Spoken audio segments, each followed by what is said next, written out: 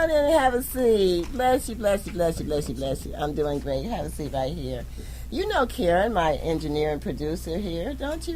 Have you met Karen Yes, she before? looks familiar.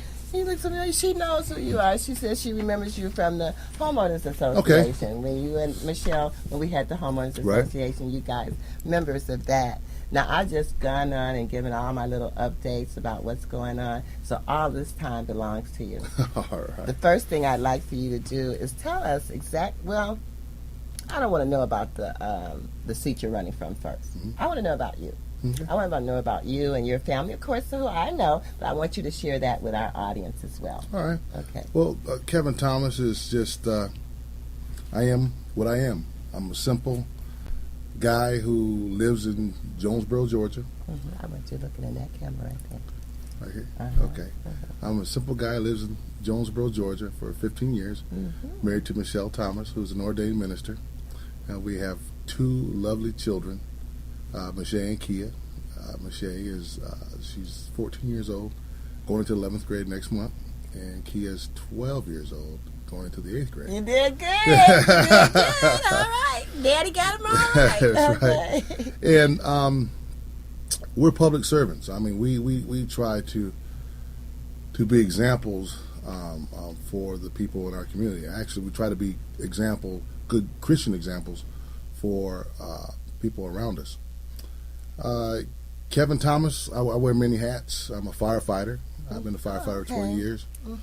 I'm a daddy. I'm a devoted husband of one wife. I'm also a community leader, and that's something that I take very serious. I've been chairman of the Democratic Party for the last 6 years. And everyone knows by now, I've stepped down to run for the House seat of 77, District 77.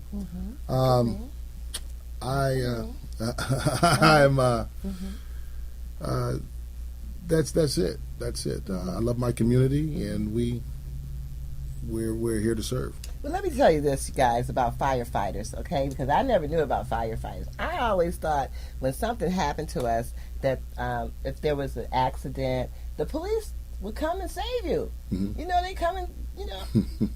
Well, I had an accident. You guys have already heard that story.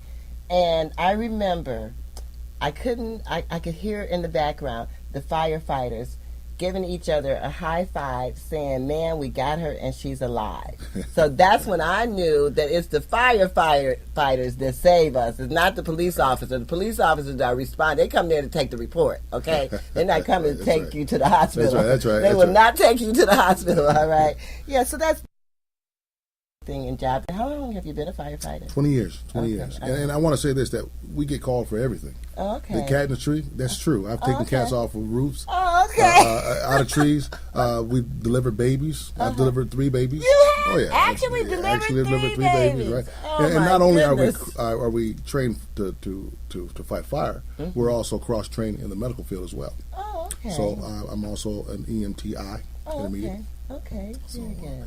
But I love my job, and I love having the opportunity 20 years to serve the people. Very good. Well, now let's talk about the seat now. You are running for State Representative District 77. What brought you to that point? Well, you know, after being chairman for 6 years, this was going to be my last term. I wasn't going to run for re-election. Oh, wait a minute. Everybody doesn't know this. And I think you did mention it, but when he said he wasn't going to run again, he's speaking of chairman of the Democratic Party. Correct. Right. I was going to run to be the chairman of the Democratic Party, but I was, after public outreach, the many calls, they asked me to stay in for another 2 years. Well, I did so, and we did that trying to groom some new leadership in the Democratic Party. After reapportionment, my district fell into the 77th. Okay. And when that happened, I received many calls asking me to consider that seat, and never did I think that running for the state house representative would be on the bubble, and it just came to me. So I said, you know what? Oh, that wasn't on the bucket list. No. That wasn't on the bucket list. Okay. And I enjoy serving, Cinnamon. I really do. I enjoy serving the people, and I believe that I'm a strong leader, and I think that right now our delegation needs stronger leadership.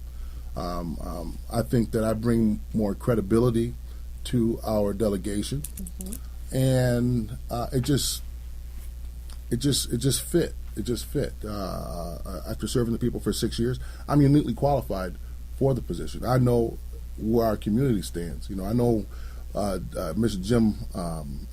Jim Brown over on Beseda Road, his unemployment benefits ran out. I know on Maple Street, Miss Jean lost her father and her husband all in the same year. Now, she doesn't know where she's going to get her employment from. I can tell you where the people are at because I've been on the ground as a Democratic Party chairman for 6 years. Grassroots, I've been there for 6 years. I'm uniquely qualified to represent the people. What do you see? What do you see as in your role as a state representative? What do you see as the issues that are most important for Clayton County, and how would you go about addressing those issues?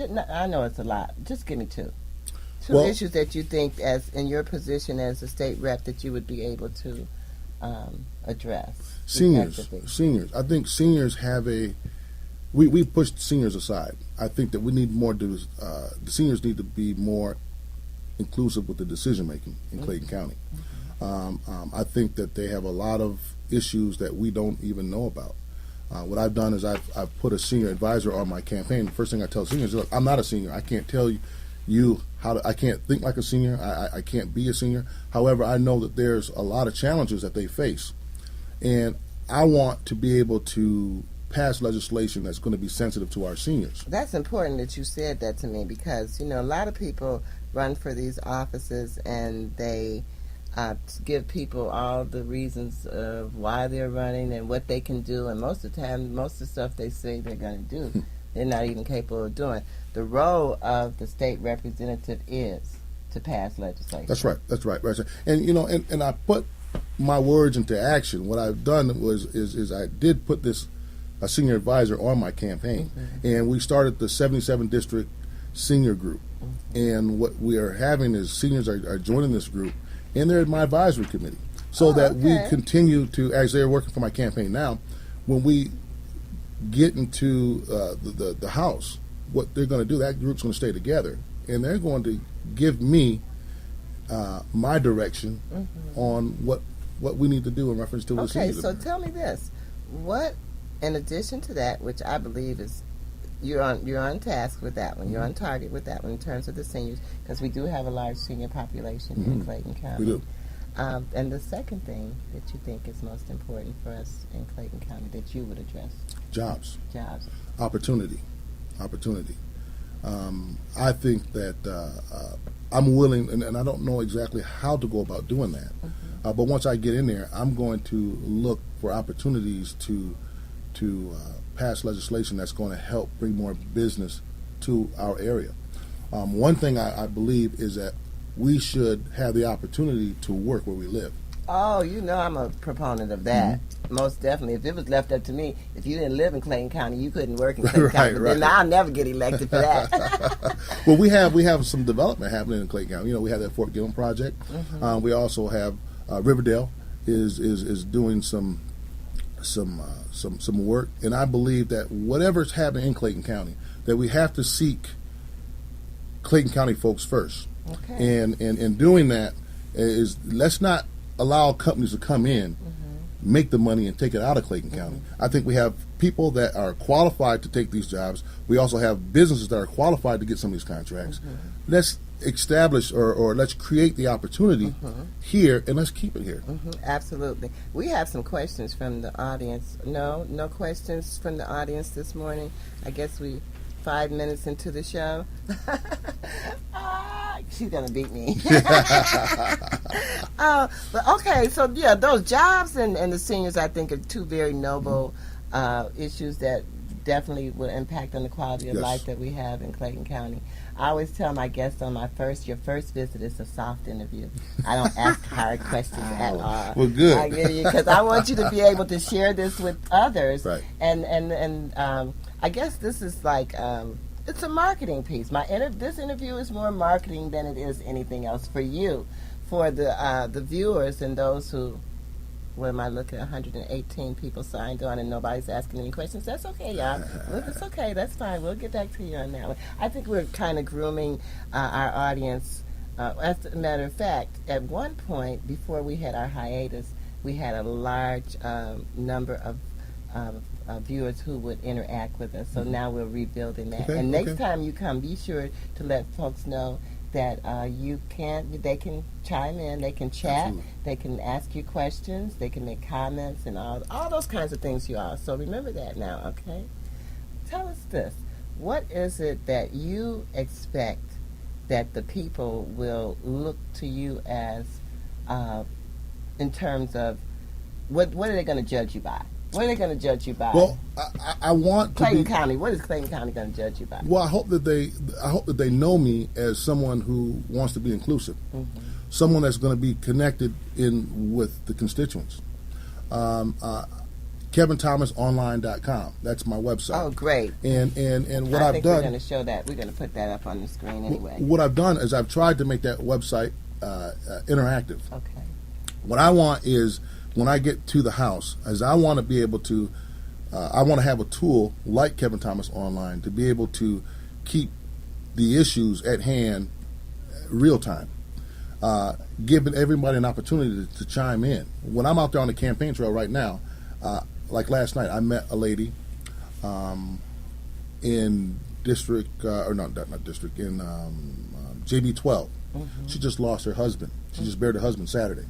Well, we sat on her doorstep and we prayed together. And I sent her a little message through my tweet, and it all shows up on my website. But that's a way for me to stay active with the people. It's a communication tool that keep us involved. Well, also, what I want to do is I want to make sure that I open an office in that district. That office would be a outreach opportunity for me to keep engaged with the constituents. Also, it would help the constituents assist where they need help. So I want to be known as somebody who has the public's heart. I have the interest of the public, and also I want to make sure that the people understand that I want to be their voice and that they do have a voice. So when it's all said and done, at the very end, Kevin Thomas is about the people. It's been like that way since I've been the chairman of the Democratic Party, and nothing's going to change. I think it's going to happen when I represent them on the state level, and that's what I want to be known for, and that's what I'm judged by. That's great. Now let me ask you, where will you be? You can tell us where you'll be so folks can come out and listen to you, or where can they, if they want to have a one-on-one conversation with you, are you going to have do you have a headquarters set up? No, we're in the process of starting a headquarters on the corner of Taylor Road and 138. Taylor Road and 138. Yes, very good. Yes. We're in the process of negotiating for that spot there. Okay. And once we obtain that spot for our campaign, it's going to be that outreach center that you spoke of. Right. Well, right. Kevin, I want to thank you so very much. Thanks for having me, on the show. And I know you rushed out here. And Kevin, I appreciate everything that you do in the community. And this interview we can share with others as well. Absolutely. Thank you. Okay, thank you. We'll just sit here and go over a couple of things that I had written down as we close out on the show. Remember, you all, if it's Tuesday at 11, it's Synamon Says, What Do You Say? And tune in to our show next week. Thank you and have a great day. Yes, you were. Yes, you were. Yes, you were. Yes, you were.